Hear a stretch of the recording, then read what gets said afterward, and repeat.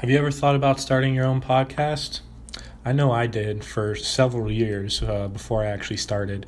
I had so many questions. How do I record? Do I need a fancy microphone? Do I need expensive cameras? Do I need to hire somebody? Do I need editing software?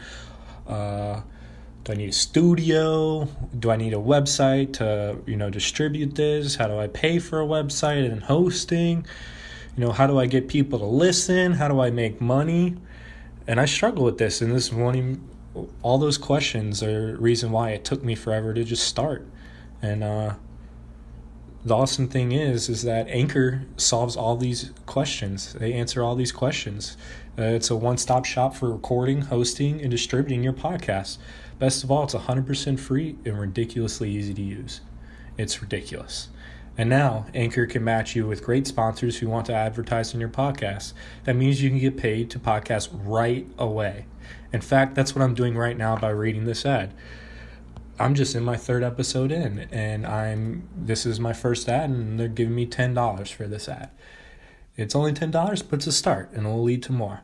So if you always wanted to start a podcast and aim to make money doing it, go to anchor.fm/start. That's anchor.fm/start in order to join me and the diverse community of podcasters already using Anchor. Can't wait to hear you. Hello, and welcome back. This will be Kyle High Club episode number 10. No UFC fights this upcoming weekend, so I'll have no preview episode. So yeah, I'll be doing one of these, and I'm kind of excited to just do one right now because recently I just set up like my RSS feed. Essentially, anytime I publish an episode, it'll automatically be uploaded to YouTube as well in videos. There won't be any video. There will just be a still image with some audio. But essentially, I use this website called repurpose.io, I believe. You can just Google search repurpose, and it's pretty cool. You just set up connections. I set up connection from my audio feed, just using my RSS feed, and then set up a connection to your YouTube account, and it automatically will take the audio files, convert them to a video, and they have default templates that on their website to where you can have there's a little background image, and it will have a little speech bar that essentially moves along with the voice and the audio recording. So it's kind of cool. It's not just a still image. But for me, I decided to go with the still image just because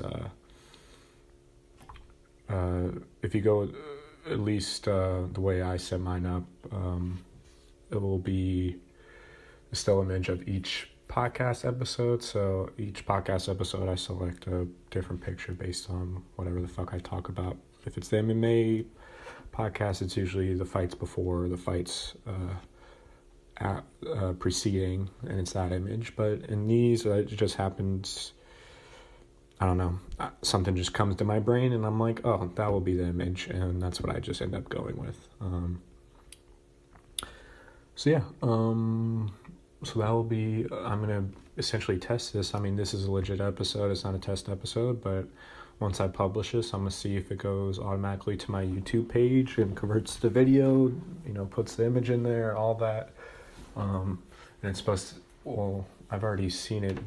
It already worked for all my past episodes, but I want to see how it does for a new episode. So all my past episodes are up on my YouTube page. It's also Kyle High Club. So you can listen to there as well. Got the Anchor app. I know not many people have that, so it's got it up on YouTube and also my website, kylehighclub.com. And on there's also some past blog writings that I've done. I don't know if I'll continue to do them in the future now that I'm kind of committed to doing this. But some of those readings or writings that I had were interesting. Most of them are just short tidbits that I call them ideas, things that I just thought of while I was super high, and I just happened to write something out in that moment. I think I have a couple in there that are actually lengthy and kind of more serious. But yeah, so I'm excited to see if that uploads, how quickly, and if so, that'll be dope, and I could just keep churning these out, and I don't have to worry about like converting the audio myself and putting a image in there and a file image in there. Now I did have to pay a little subscription, so it's not. I mean, they allow you to do like 5 free uploads, I believe, but I already have more than that, so I was like, fuck it, I'll just pay. I'll just pay the price, whatever. And we'll see how it goes. I think it's pretty cool. And yeah, it takes the hassle out of doing all that. If you just want to put your shit up, you're not technical. And I mean, I'm technical. I know how to do it. I know how to get it everywhere. But it takes a lot of time. It doesn't take a lot of time, but it's not my full-time job yet. So yeah. But what I want to talk about first today is just the Final Four. Honestly, I haven't been paying too much attention to social media and Twitter and stuff, and I'm proud of myself for it. I still check every now and then and see shit. But eventually I run across some negative shit, and I'm just like, oh, what am I doing? Why am I stuck in this loop of just going through bullshit in my feed? So I've been pretty good about it recently, so not too many things have quote unquote ticked me off, and where I wanted to explain them later in a more rational sense and not having irrational outburst or replying on social media. And that's kind of what I did in the past, and it's kind of cool knowing that the more I do this, the less I'm being sucked into that social media loop. Most people in the world are not on that. There's a shit ton of people on there, and there's some important people, and there's some cool information, news links and stories that get shared and stuff. There's definitely a place for it, but doing it all the time, I think it's definitely toxic, and it's not healthy for your mental well-being, and then ultimately your physical well-being, because it's all tied together. It's not a separate vehicle. But yeah, the first thing I want to talk about is the Final Four. And yeah, most of the things I'll be talking about, at least in this episode, will be sports related. I have a couple things that aren't, but we'll see if I get to them or even want to touch base to it after I get through the things I really want to discuss. So yeah, if you watch college basketball, I didn't watch any games during the regular season, but it's March Madness. It's nice to watch. I honestly didn't watch a single game from the first 2 rounds. I watched most of the Sweet 16 games, all the Elite 8. I wasn't dissecting them and taking notes on them. I kind of just watched basketball for fun. There were some good games. And the Final Four right now is Michigan State versus Texas Tech and UVA or Virginia versus Auburn, which I had none of those in the Final Four. And I had a group, and the group was kind of small because a lot of my friends are fucking,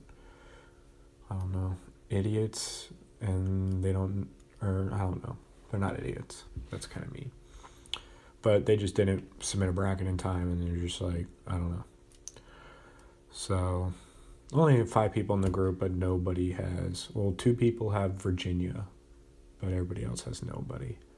And left in the Final Four. Everyone's champion is out. Everyone had Duke, and 1 person had UNC. So yeah, and then... So yeah, there was the games were exciting nonetheless. I'm a Duke fan, so I had Duke winning, and it kind of sucked watching them lose to Michigan State.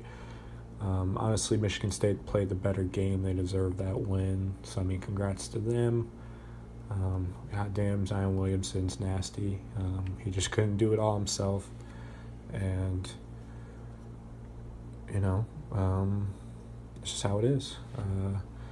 And then between Texas Tech and Michigan, they played each other. I had Michigan going the Final Four, and they lost as well in the Elite Eight. So I at least had a possibility of those two being there. Or they didn't on the other side. I didn't even actually watch the Texas Tech-Michigan game because it ended up being a blowout from the beginning pretty much. So I actually didn't watch it because it wasn't close at all. And then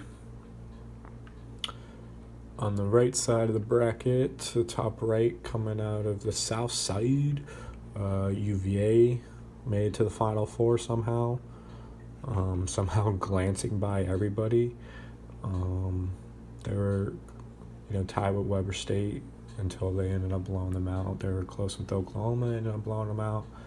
Almost lost to Oregon. I think they should have lost to Oregon. Almost lost to Purdue and probably should have, but they ended up pulling it out. I actually ended up betting money on Purdue straight up. And it just didn't work out. I thought I had it, and if I remember correctly or not, they went to overtime. Well, no, Purdue beat Tennessee in overtime. I don't know if they went to overtime with UVA, but Purdue looked solid versus Tennessee, and I had Tennessee in the Final Four. So after Purdue beat them, and I know UVA had some close games, some close calls, I had a feeling Purdue would edge it out, but they didn't. So lost a little dough there. That's all right.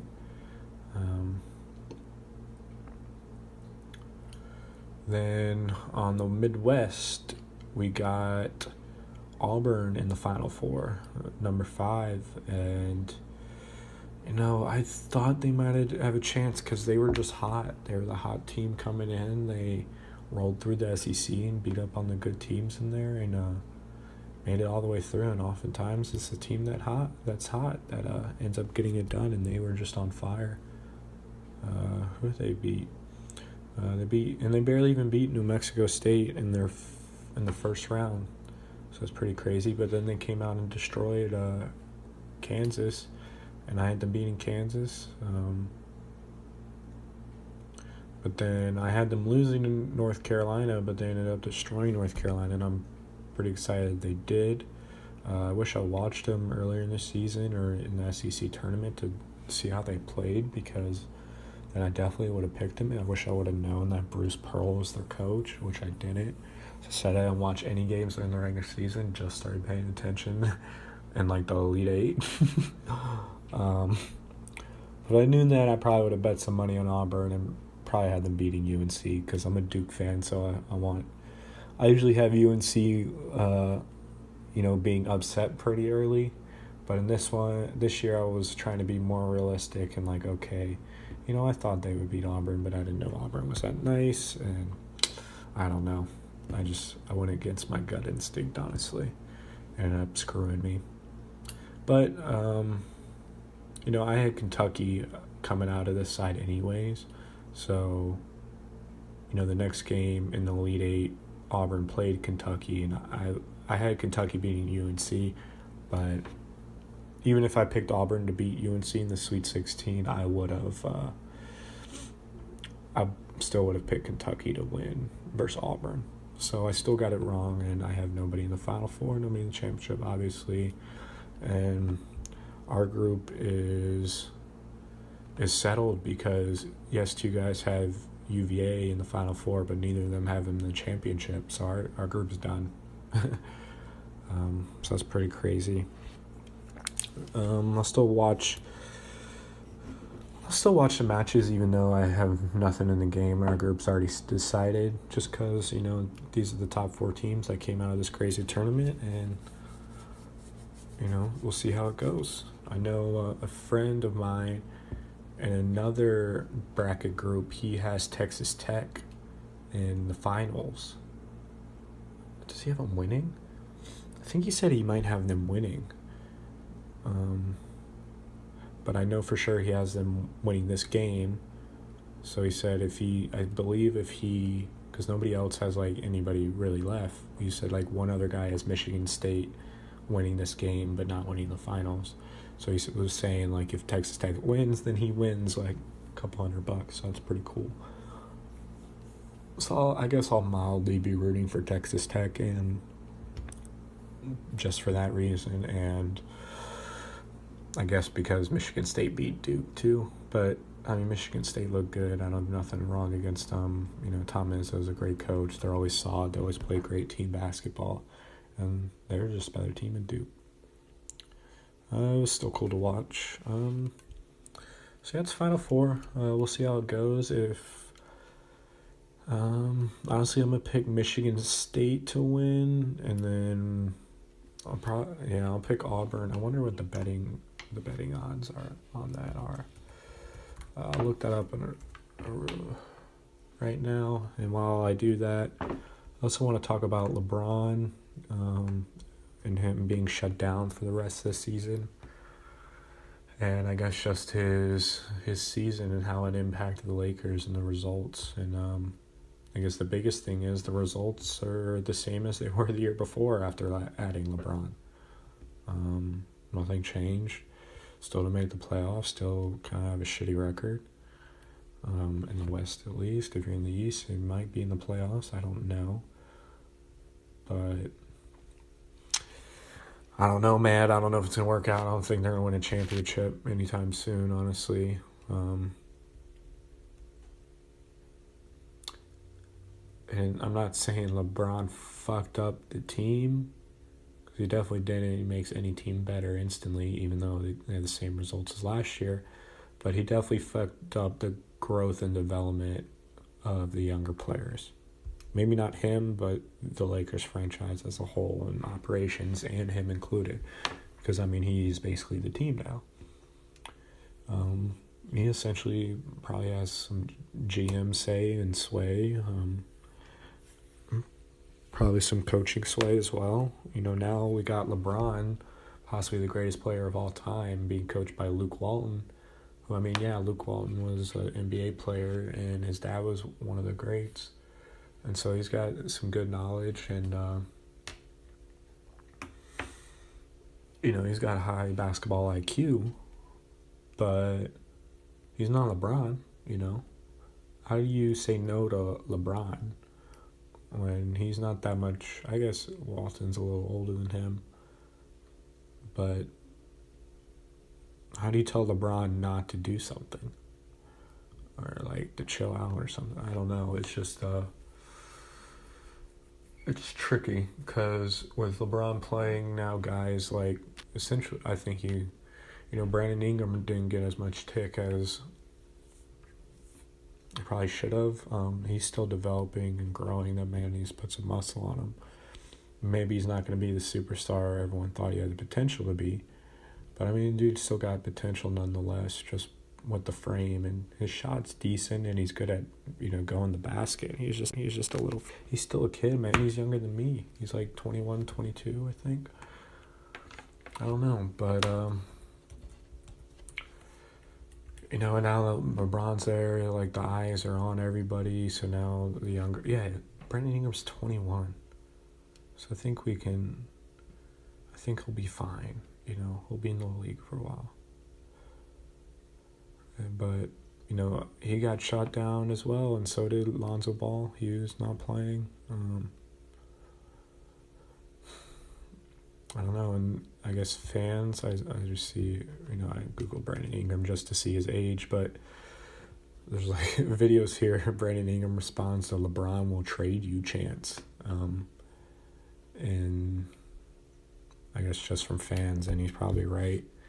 And honestly, they probably should. He's just not going to get the tick that he needs to develop as a young player. And while it would be nice to have him and kind of hoard him, like, on the bench, it doesn't really do the kid any good. And then we got Kuzma. I don't know if Kuzma could play the 3. He could definitely play stretch 4. And Kuzma's more of a polished player. He's a better shooter, spot-up shooter, and he can drive. He can do everything Ingram can, and he can shoot better. He's just not as athletically gifted, but he's still an NBA, player. But he's also older. he had time to develop his game in college. He stayed in college and developed his game and, refined his shot. He's 2 years older than Ingram, but still, he just has a little more experience. I don't know about Lonzo Ball. I haven't seen him play much this season. I know there was Rondo there. I like the kid's IQ. He can pass and things like that, but he can't shoot. He's decent about getting the basket, but he's not going to beat most people off the dribble. He's a solid defender, a lot more solid than I thought and most people would thought. I think it's because of his length. He's got a good athleticism for his length, but he doesn't have the quickness and speed to, just dribble by anybody in the league. But he could definitely do it. I don't know. He would cross me up. So, sorry about that yawn.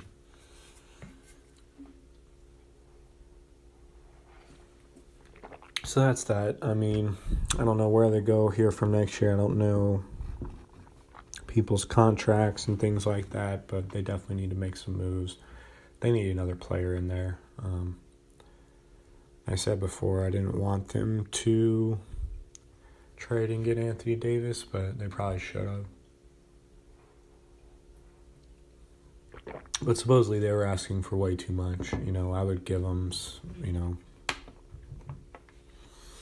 and give him Ingram. I don't think he should be on the team if you have LeBron. It's really just a waste of space. What are you going to do, make him a sixth man? He's just going to be upset.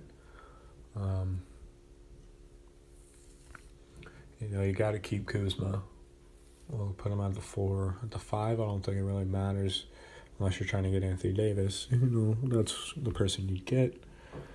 The 1, you could have Lonzo, but you also don't need Lonzo Ball. You don't even need a point guard. You could put LeBron at the 1, and then just have a guy like KCP, Kentavious Caldwell-Pope, or Josh Hart play the 2, and then they D up the primary ball handler.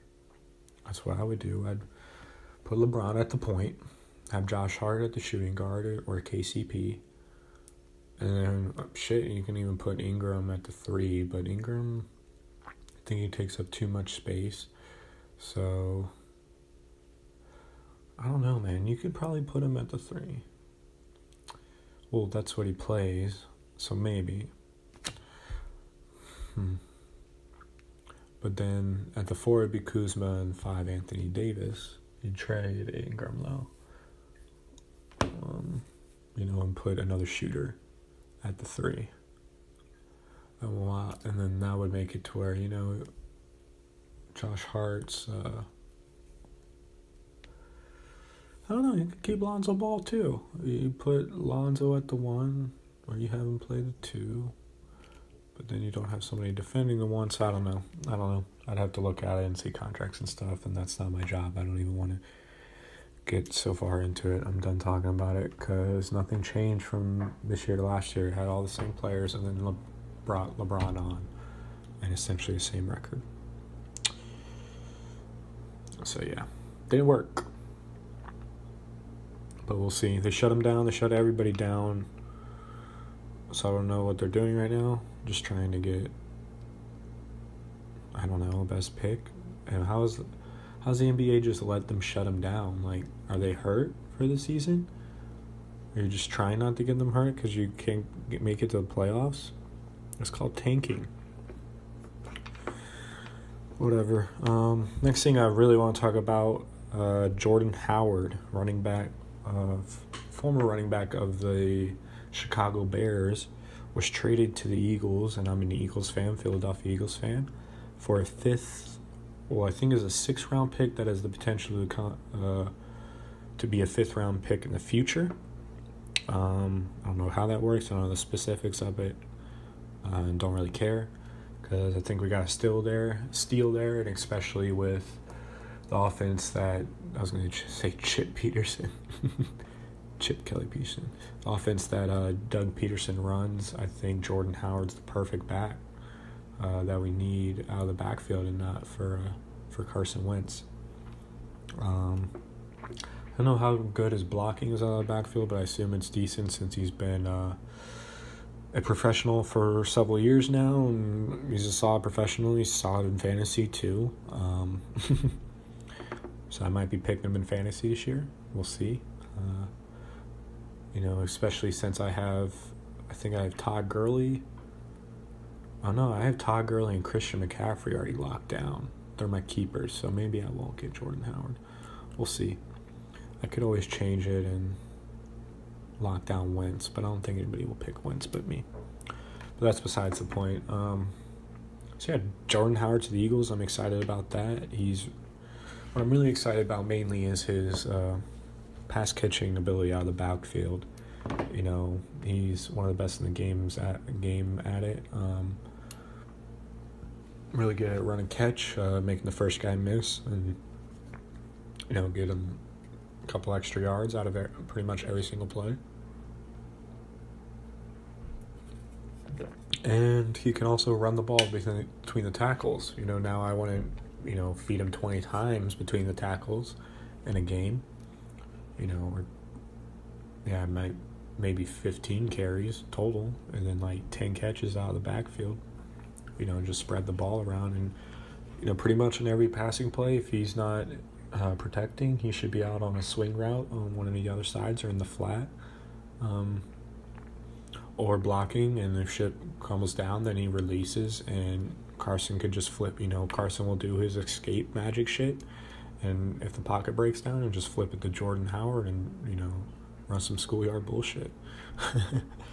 And I don't know, I'm really excited about it. That's one of the, not saying the running backs we've had in the past have been bad. It's just been, they haven't been the exact scheme fit or been healthy enough, for a full season or what have you. When they won the World Championship, which is the World Championship, but when they won the Super Bowl, they had LeGarrette Blount, and he went a long way. A few guys can run between the tackles like him, and I think Sproles was hurt though, and guys like Corey Clement and Wendell Smallwood stepped up. In this past season, I believe his name was Joe Adams. I think that was his first name. I know his last name was Adams. He looked really good. I watched him in the preseason. I thought he looked solid and thought he deserved, some reps. And he ended up being in the practice squad come the regular season time. But pretty much everybody got hurt at the running back position. Had Jay Ajayi, and he worked out for a while when he was there. When he was healthy, he was good. He's a good runner between the tackles, but he can also bounce it outside. Not the best pass catching back, but he can catch a little bit. But that's where I like Jordan Howard, man. He's top 5 for sure, pass catching ability out of the backfield.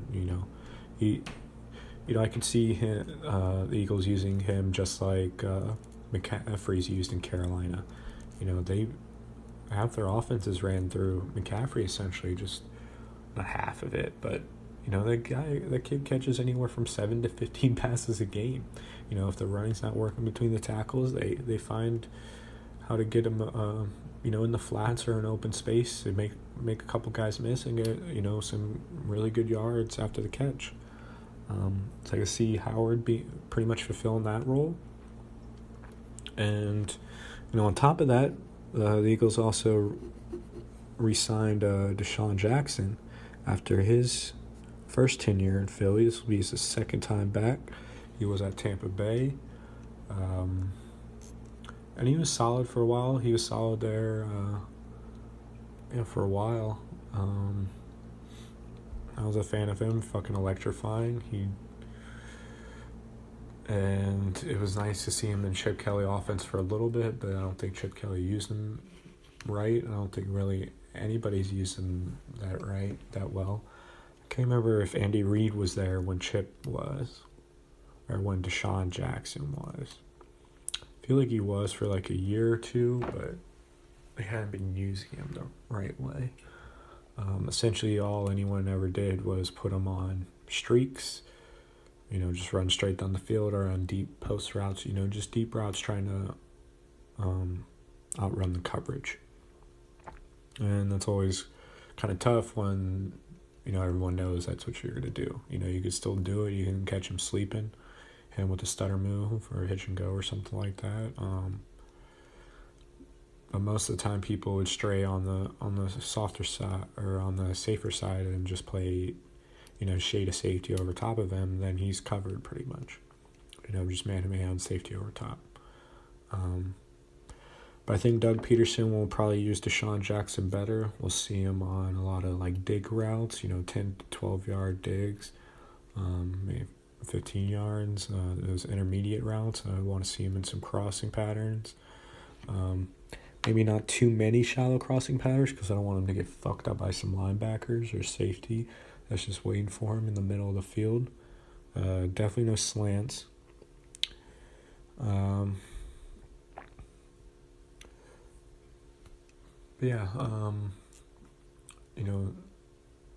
Drag routes would be good, but, as I said, not close to the line of scrimmage, maybe 7 to 10 yard drags in between there, not the 1 to 3 or 3 to 5 range. You don't want to get fucked up by the big ass linebackers.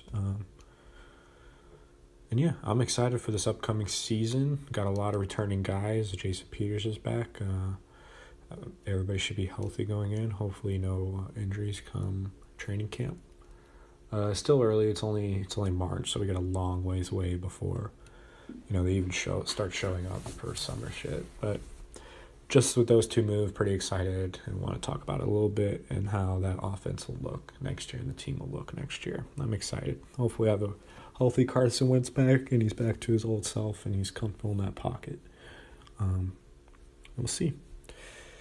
And I was going to transition, say, as I mentioned, the big linebackers, you want to get fucked up with them. That's besides the point. Fuck it. But there was, so we're only 30 minutes in. And so I still got these two other topics that I did come across when I was on social media. It was just like, well, that's dumb or whatever. Or it striked my curiosity or my what the fuckness. One of them is Tinder's height filter. First off, I don't honestly have a problem with it. There's another, and most of the time, if you're going on Tinder to meet somebody or any of these dating apps, you're really just going to match. I mean, a lot of people are on there that probably swipe, when they're bored at the end of the night. You're like, what am I going to do? Swipe through hot chicks or swipe through dudes if you're a girl, or I guess a gay man, whatever sexual preference you have.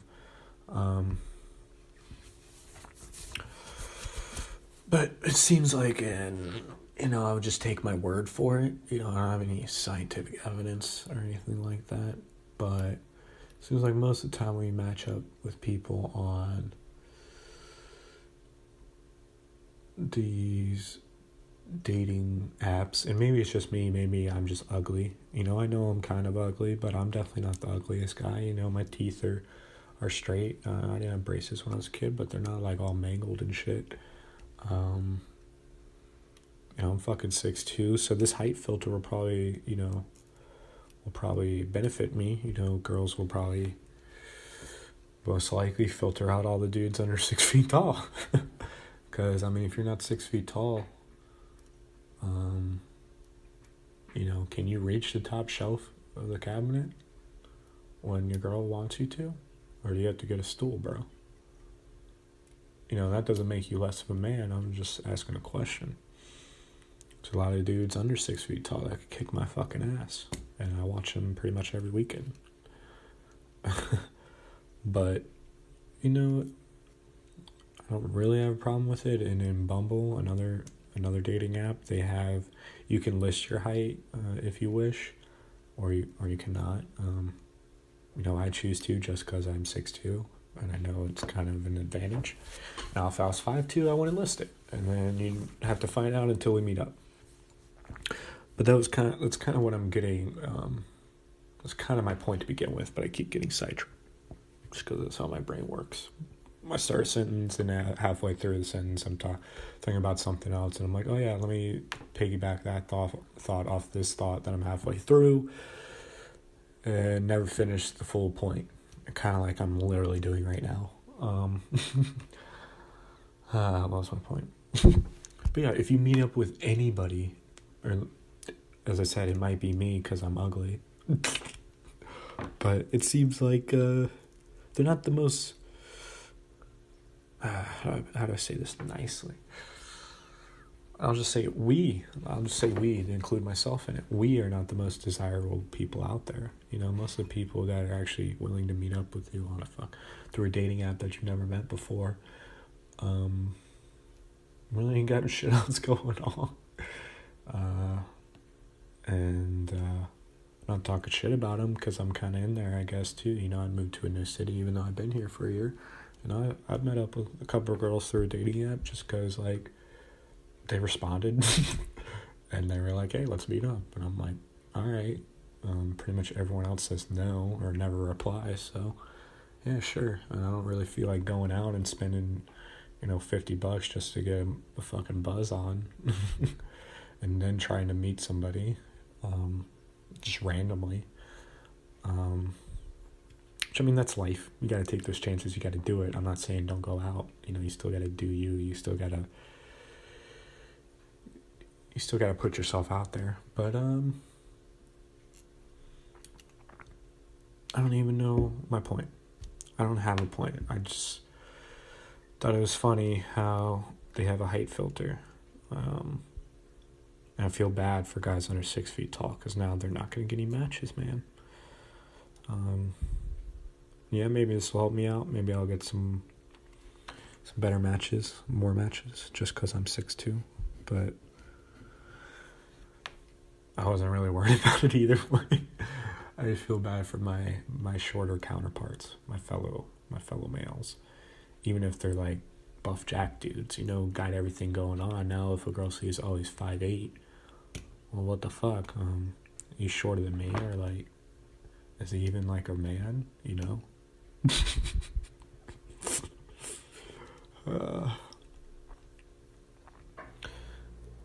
And the main reason why I thought about this at the time was because I actually saw this. Of course, I saw this on account from a Meninist account. I don't know if anybody knows that account on Twitter or their different platforms or whatever. But essentially, it's like the male version of a feminist, and it's definitely a parody and joking, and it's funny, laughing, haha, teehee, giggling shit. At least that's how I see it as. I don't really take it seriously, because what the fuck is a Meninist? I mean, we got all the rights, we can do whatever we want, in this world. As long as you get a lady for every now and then, this is a man-driven world. Honestly, I think women control the world because of the power of the pussy.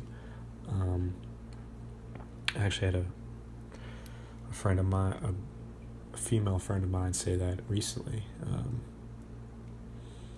So, I mean, I think ladies know it as well, especially if you're attractive. You run this world. You can pretty much do whatever you want. You can go around and grab a dude's dick and he'll be like, oh my god, I love you. You can't do that if you're a guy. I'm not saying you should or should be allowed to, but I mean, I'm sure gay guys do. I guess as a dude you could go up and grab another dude's dick if that guy was gay and he was cool with it. But you can't go up and grab girls by the pussy like our president. Unless you're a billionaire. Supposedly, they just let you do it. I don't know. I don't know. I'm not a billionaire, and nobody's ever grabbed my pussy because I don't have one. And if I did, I would never want them to. And I never want them to do it to my sisters or my mom or, my little niece. But where was I going with this? I don't even fucking know. I started getting all emotional about shit. What the fuck? But yeah, I saw it from this dumbass Meninist account because they were like, okay, that's cool.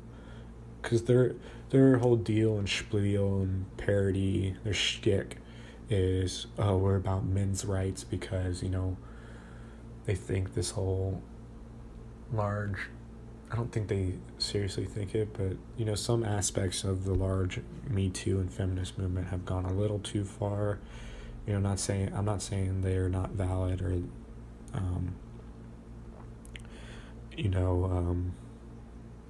it's not a valid movement. There's valid reasoning behind it. But there are some, of course, most things with people, they go too far. Everything, if you get enough momentum behind it, enough people behind it, you're going to run into one jackass that takes a little too far. And some people like saying believe all women. I think you should definitely try to believe all women, but newsflash, there's some crazy bitches out there, just like there are crazy dudes out there. I guess crazy bitches can be as violent because they're not as physically large, but women murder their husbands in their sleep or stab them in their sleep all the time. It's not like an epidemic, but it does happen. There are crazy bitches out there. It's just a fact. Just if you get this many people, you're going to run into crazy men and crazy women. I'd probably say you run into crazy men that actually exert their craziness out in the world externally. Most women probably just internalize it and fuck with their husband or their significant other forever. Or whatever, or their cats.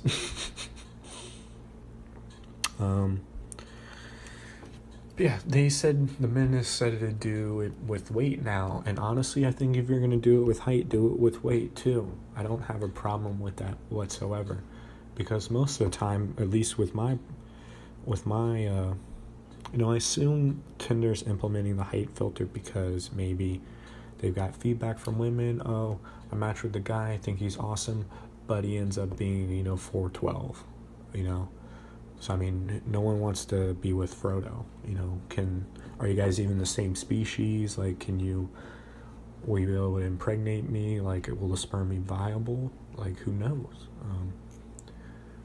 If you're a dwarf, I don't know. I'm not a scientist. If you're from the Lord of the Rings world, can you impregnate humans? I don't know. Can Schmeagol impregnate humans? I don't know. I know there was literally a species like back in ancient times that, and it wasn't far back, it was like 50,000 years, where it was literally 3-foot tall hobbit people. Something that looked like Schmeagol from the Lord of the Rings. They probably didn't walk. I don't know if they walked on fours or not like him sometimes, but it seems like they were probably bipodal, which I think it means walks on 2 feet. I know it's bi something. But I just say words hoping I know what they mean, because I think I've heard other people use them in that context, but I don't fucking know, honestly. But, if they're going to do the height filter, they should do the weight filter, because the biggest problem I've ever ran across is that each time I go and, match with these girls, I'm like, oh, they're cute, and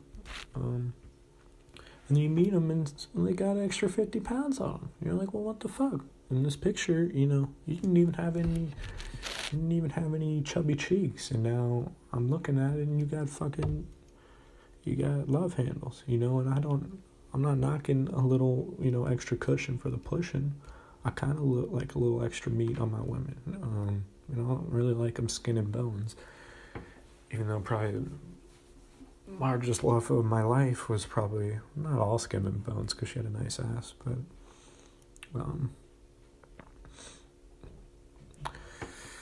yeah, if you're going to do the height filter, do the fucking weight filter too, man, because I'm trying to, and I'm not picky. I fucked fat girls before, especially after a couple booze, fat girls need loving too, and, and so do fat men.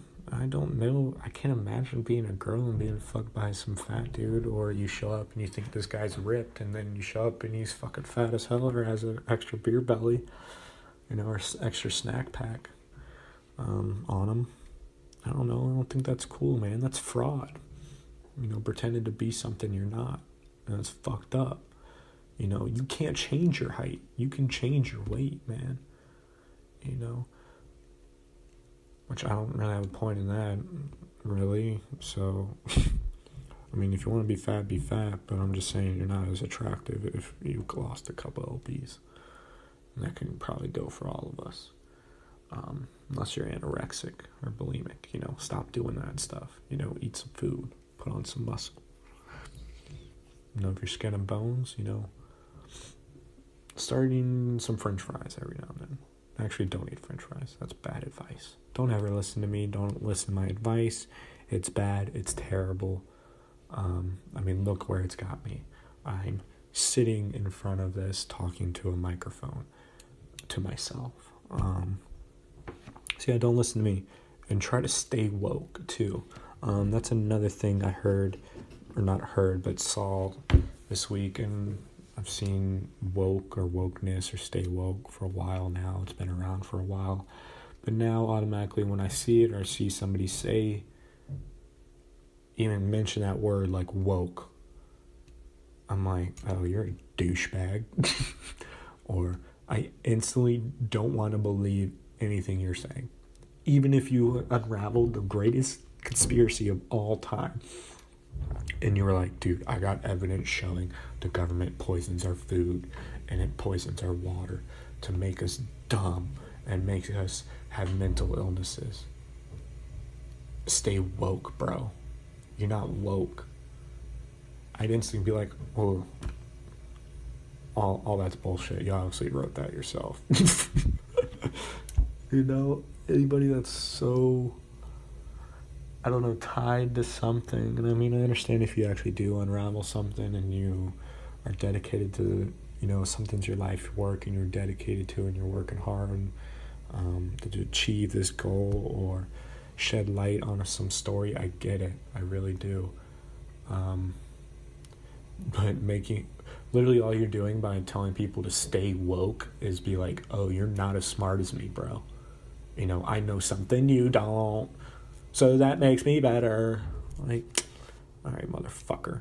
You're just the fucking annoying kid in class that would answer the questions and, I don't know, smile and smirk because you thought you're smarter than everybody.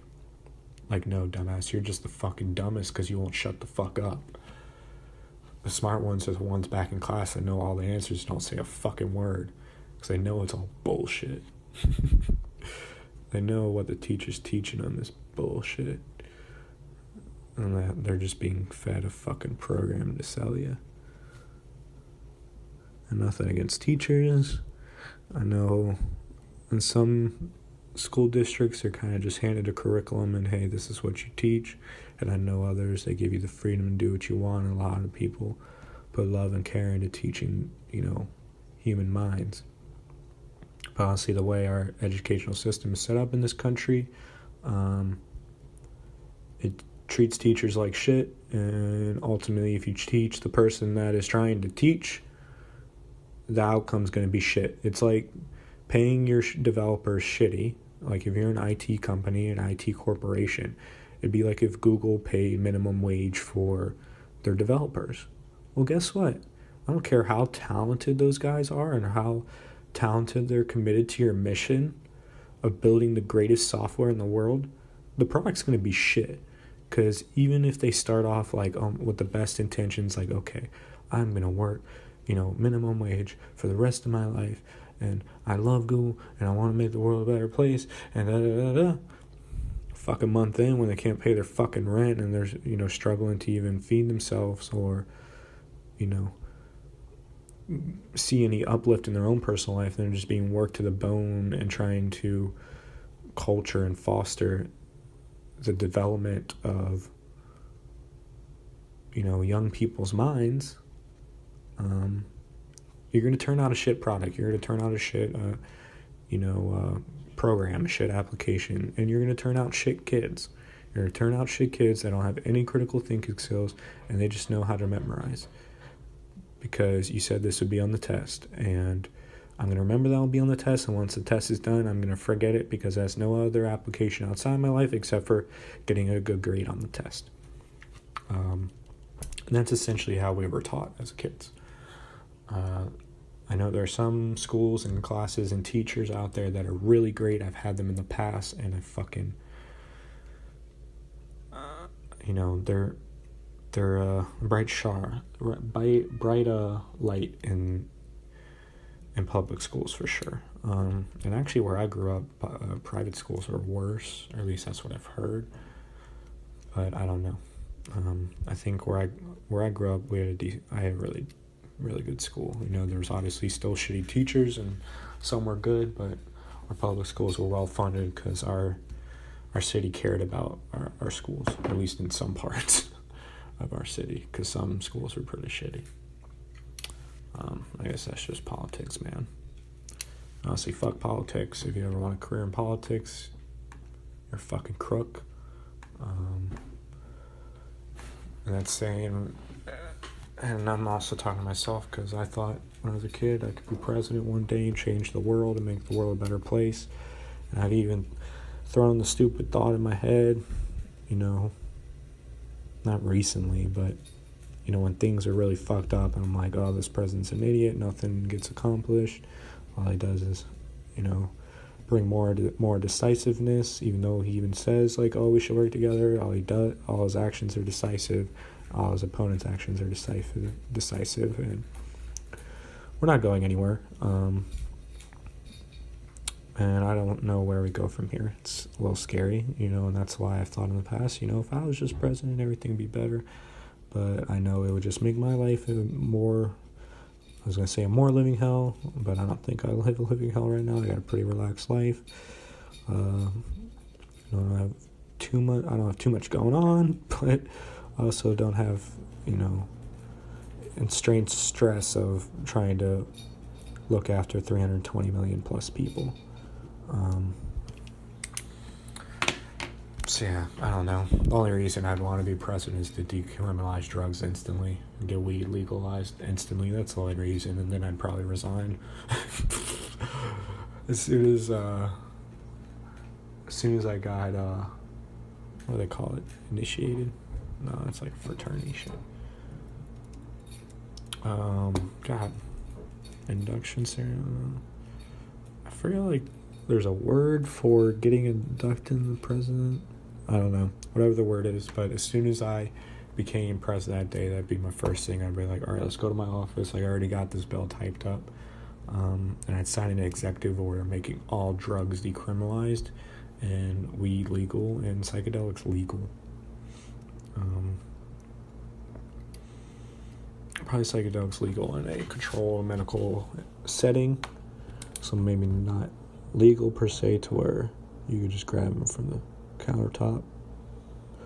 Maybe you can grab like a couple mushroom caps or something like that, but you're not gonna be buying LSD over the counter. That's just not a safe route. Not saying LSD is bad, but for some people it might be, depending on where they're at in their life in that time. So maybe it shouldn't be that accessible, but definitely weed should. I mean, if you want to smoke a joint after work, then fuck it. Who cares? It's definitely not worse than beer. It's most likely better. And, we're more and more seeing that there are a lot of medical benefits to it. And not just mental medical benefits, but physical mental benefits. Which I never really considered. I always thought, when I first started smoking, I kind of decided that I was just going to keep smoking forever because it just made me a nicer person. It made me a more self-aware person. Sometimes I get paranoid if I smoke too much, but I really just get paranoid about things that I should be doing, like, oh, I should have fucking read that book, or I should have worked out for a little longer, or God damn it, I wish I didn't say this to somebody if I feel like an asshole. Honestly, I think it just helps bring your subconscious thoughts that we are continually trying to distract ourselves from with, the shit in our Twitter feed, our stupid, work feuds or whatever's going on in the news that day or the game that's on that day. We're constantly trying to distract ourselves or entertain ourselves, however you want to see it, to not think about ourselves, not be self-aware, not self-evaluate and realize where you're at in your life in this time and in this position, and how it coincides with the people around you and how you're affecting them, and the future impact that might have. And honestly, at 17, when I like basically decided I was gonna keep smoking, that's why. Mainly because I thought it made me feel nicer, and it just made me more aware of kind of the messed up things I've done in the past, or even if it wasn't messed up, it was just like a bad thing to say in that moment. I don't know, it just made me, it has made me a lot more self-aware. It's taught me a lot about myself,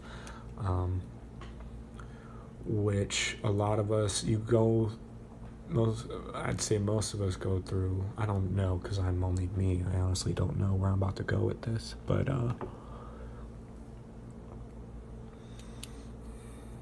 and it's not like there was a pre-me smoking weed and a post. It's still the me. It's just kind of evolved over time after this, critical self-evaluation, and maybe too much so. And, who knows? But I forgot what I was going to say. I don't know. But I don't see harm in it. I saw the mental benefits, and that it just made me nicer and kinder to the people around me, and especially people I didn't like. I'd be like, man, it's okay, man. We're just people. We mess up. It's cool, bro. I forgive you.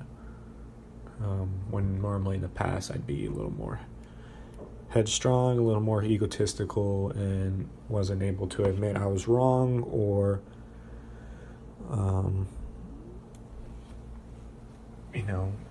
forgive somebody either. It helps you forget and forgive as well. And yeah, I think it can help for a lot of people. And not just mentally, but physically. It helps inflammation. There's some studies showing it helps reconnect some neural pathways in the brain. And I think there's good evidence that it helps with cancer as well. If it doesn't help with the cancer cells itself, it definitely helps with the symptoms of going through chemotherapy, and just tasting that poison and that radiation in your mouth. Just, yeah, man, I don't know. My buddy just went through all that, and he said it really helped him. And he looked really good during the chemo. I've seen guys that have gone through chemo. They look bad.